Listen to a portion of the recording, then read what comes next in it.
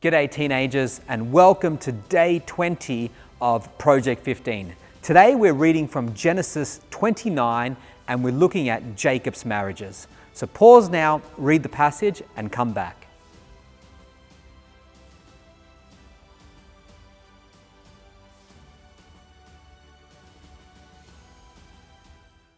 G'day teenagers. Well, today, as we continue Genesis chapter 29, let's begin with a little bit of a recap. So we know that we're looking at the book of Genesis, and we're looking at how God has created a people group to be in relationship with Him. Now, for God to create this people group, He first starts off with one man, Abraham. And God comes to Abraham, who is the leader of his clan or his tribe, and He says to him, I'm going to make you into a great nation. I'm going to make you into a great people group. And He takes him outside and He tells him to marvel at the stars in the sky. And He says, just like there are many, many stars in the sky, I'm going to give you many, many descendants. Now, after waiting for God's faithfulness to be delivered for many, many years, eventually Abraham starts to see the fruit of this promise start to come to pass when he and his wife Sarah have a child, Isaac.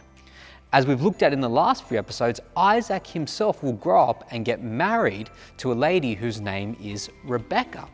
And then Isaac and Rebecca will have a child of their own, Jacob, the grandson of Abraham. And it's through Jacob that God is going to continue to build and fulfill this great promise He's made to Abraham. God's going to create a people group who are going to follow Him and be in relationship with Him. And from this people group, the nation of Israel, the Messiah, the Lord Jesus, is going to come and die for the sins of the world, and ultimately God will be reconciled to His creation.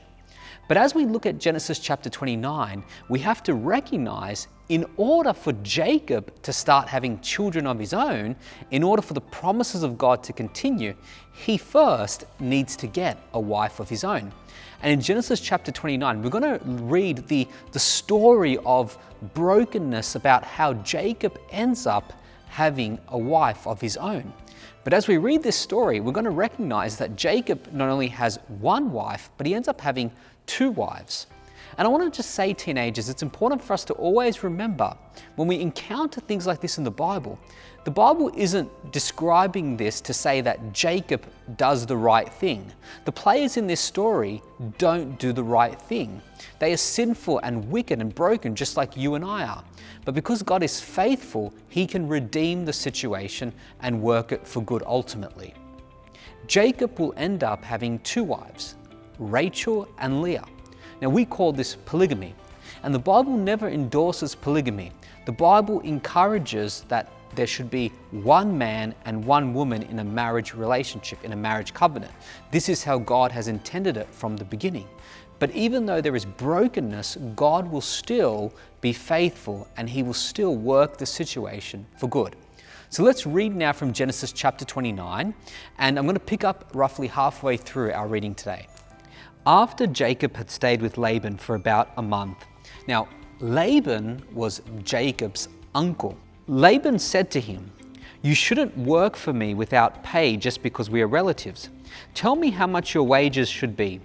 Now, Laban had two daughters. The older daughter was named Leah, and the younger was Rachel. There was no sparkle in Leah's eyes, but Rachel had a beautiful figure and a lovely face.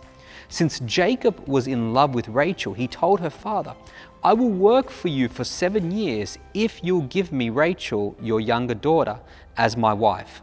"Agreed," Laban replied. "I'd rather give her to you than anyone else. Stay and work with me." So Jacob worked 7 years to pay for Rachel, but his love for her was so strong that it seemed to him but a few days. So as we encounter this story, we recognize that Jacob makes an agreement with Laban. Now, this is unique and this is really strange and foreign to us teenagers. We live in a world where we imagine marriage to be a romantic thing, where a couple meet and fall in love and get married. Now, it's important for us to remember, teenagers, that the events which are described in the book of Genesis occur within an ancient world context. They lived and they had different practices and traditions different to how you and I live today. And in Jacob's day, when a person wanted to enter into marriage, it was more than just about falling in love in a romantic sense. They viewed love and they viewed relationships and marriage more in the context of the impact it had for a community. They saw themselves as a community and a society as a whole. And they saw marriage as something which was done for the benefit and the growth of a society or for a tribe. So they viewed marriage more for its civil benefits rather than its romantic benefits. So we have a situation where Jacob wants to get married to Rachel, Laban's youngest daughter. So in order for that to happen, in Jacob's world, you needed to have a marriage covenant or a marriage contract. The father of the bride would draw up a contract with the prospective groom, and they would come to some sort of agreement, and then the father of the bride would hand his daughter over. And that's what happens here. Jacob agrees to work for Laban for 7 years. Now, in Jacob's day, when you entered into a marriage, you had to pay the father of the bride a bride price. The purpose of this bride price was an agreed amount. It was a way of protecting the well-being of the woman, of the wife, in the event that her husband either divorced her or left her or died young and had not been able to provide for her.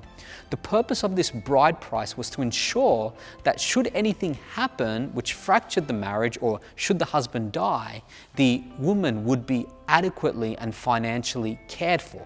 So Jacob agrees to pay the bride price, but instead of giving a cash sum to Laban, he agrees to work for him for 7 years.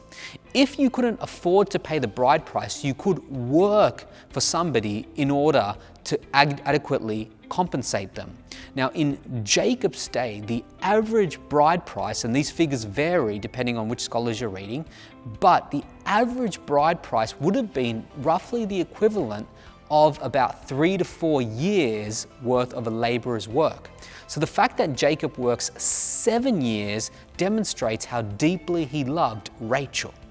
Now, Rachel had an older sister, Leah, and it was customary in Jacob's day for an older sister to be married before the younger sister.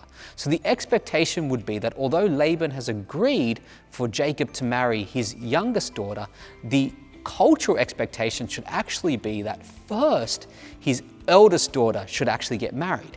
So Jacob is assuming that in this 7-year period, he would first be able to marry Leah off.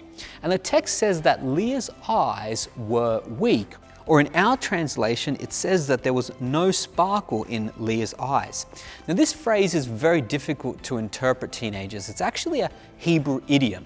Now in the ancient world, they believed that beauty began really in the eyes. The eyes were the most important feature they regarded when it came to beauty. Now this text may be saying that Leah was not as beautiful as Rachel. The text could be saying, the idiom could be read as to say that Leah had just beauty. She didn't have something deeper. She didn't have the kind of qualities that Jacob was looking. She had beauty, but not the same attractiveness in physical looks, but also in personality as Rachel did. So as the story unfolds, we find Jacob getting himself into a conundrum, and we find Laban being deceitful. When Jacob's 7 years of service are finally up, the day of marriage comes to fruition, and Jacob is to get married. Now in the ancient world, the bride would be veiled throughout the wedding ceremony, and sometimes wedding ceremonies could last days. It could be a whole feast, but the bride would typically be veiled. And Jacob gives in, we're led to believe, to some sort of drunkenness. So when it comes to the end of the night for them to actually consummate the marriage, he's not actually aware that Laban has been deceitful in handing Leah over. Again, Laban's actions are very, very deceitful, but this would have been common in his culture because the eldest daughter had to get married first. So instead of handing over Rachel as he agreed, he hands over Leah first, and Jacob will marry Leah. And in the morning, he recognizes that he has been tricked. and he demands Laban actually fulfill his promises. And after a conversation which we can assume would have been quite heated, Laban agrees, and Jacob ends up marrying both Leah and Rachel. And it's through Leah and Rachel, as we're going to discover in the next episode, that Jacob will have children of his own, and as we can see, the promises of God continue. But teenagers, as we read this crazy story of deception and romance, it's important for us to try to zero in on the main point here. God is working through the broken. Jacob is a man who has many, many flaws. The people he interacts with are people who have many, many flaws. And yet, God can still use the broken. Teenagers, sometimes we think that God is only looking for perfect people, people who have got their lives together. Teenagers, there's nobody out there like that. There's nobody out in the world who is perfect, who is completely holy, who has their whole life together. Only one person throughout all of human history has been perfect and without sin, and that is Jesus. So when you look at your life, teenagers, never think that just because you've got brokenness in your life, just because you've got sin in your life, that God cannot use you. God is willing to use anybody who puts their trust in Him, anybody who acknowledges that they are sinful and that they're broken, and they ask God to come into their lives and transform their lives. And that's what makes some of these characters in the book of Genesis, and really right throughout the Bible, interesting. They're broken people. They're as sinful and as wicked as you and I, yet God can still use them. God will use characters like Abraham, Isaac, and Jacob, though they are broken, in order to fulfill His wider purposes of creating a people group who are going to worship Him and follow Him. Well, God bless you, teenagers. Let's go now into a time of prayer, and we'll see you next episode.